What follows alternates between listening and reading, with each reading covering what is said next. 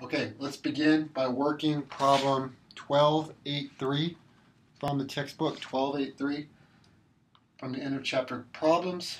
It's calculate the osmotic pressure of a solution that contains 24.6 grams of a chemical compound called glycerin or glycerol. Here's its formula. This is its structure. We're going to add that to 250 milliliters, or to make 250 milliliters of solution, so a quarter liter solution. We're going to hold that mix at 298 Kelvin. So we're going to calculate the osmotic pressure. Of course, to do that, we need to know our equation for osmotic pressure. The osmotic pressure is equal to mRT. This is a capital M, which is molarity of the solute. R is going to be our gas constant, and T is going to be our Kelvin temperature. So as I look at the form of the equation, again, I usually try to build momentum by filling in things that I know. And I'm pretty excited because I'm told that my temperature is 298. Of course, that corresponds to our T term. That's our Kelvin temperature. Now, R is just our gas constant.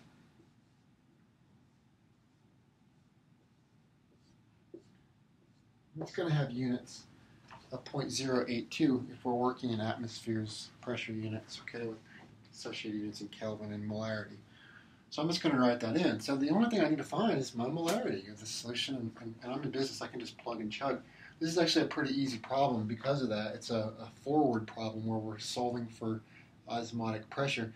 In many of the examples you might see in your textbook and the homework, and the one we work in class, matter of fact, it was kind of a sort of a more convoluted reverse problem where they may have told you the osmotic pressure, and then from that, they wanted you to calculate either the molarity of the solution or perhaps even molecular weight of the solute. They might give you an osmotic pressure, they might tell you the temperature, and they might tell you the grams of the solute that were used, and of course, then ask you what the molecular weight was. And to figure that out, you'd have to solve for the molarity of the solution, know how many moles per liter you've got.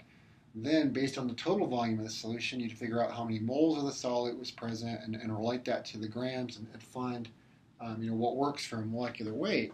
But here, this is a much easier example because this is just a forward problem. We just got to calculate molarity, plug the answer in here, and we're basically done. So this is really quite straightforward. So first thing we need to do, compute the number of moles of our solute, which is here the glycerol.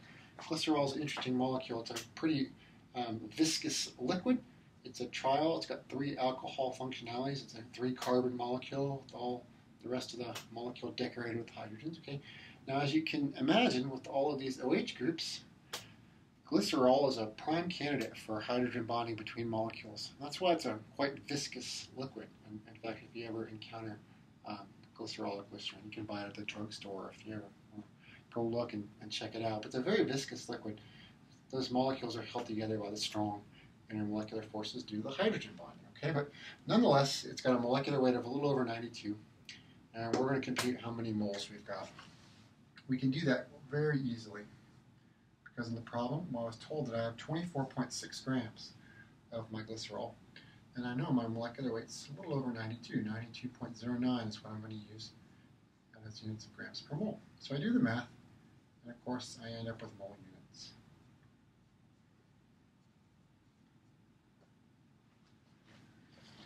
If I compute the number of moles of glycerol present, it's 0.2671189. It's just the numbers that I get off my calculator with no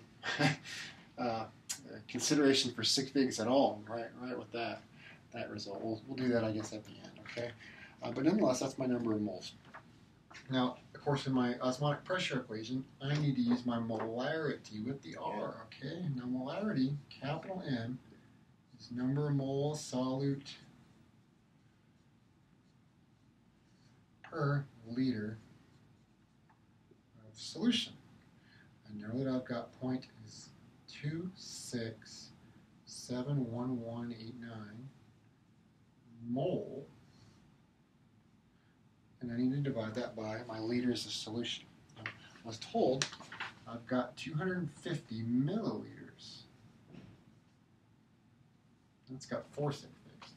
I'm going to convert that to liters in one swoop here. I'm going to divide by 250 by 1,000 because, of course, there's 1,000 milliliters in a liter. Okay, Okay, and molarity is specifically moles per liter. So doing this computation, I then come to the realization that my molarity is 1.0684 moles per liter. So I can, of course, take this number and plug it in for my molarity of my solute in my osmotic pressure equation. Right there. And I just multiply these three, yielding an osmotic pressure of 26.107 atmospheres is what I got off my calculator. Now let's pay a little bit more attention to the sig figs. It looks like in the problem there's 4 here, there's 3 here, so our answer probably should end up with 3 if we assume that there's no shortage of sig figs in my molar masses and such throughout the calculation. So if I do that, I can truncate easily here 3 sig figs and make it 26.1 atmospheres. That's my final answer. That's the osmotic pressure for this solution.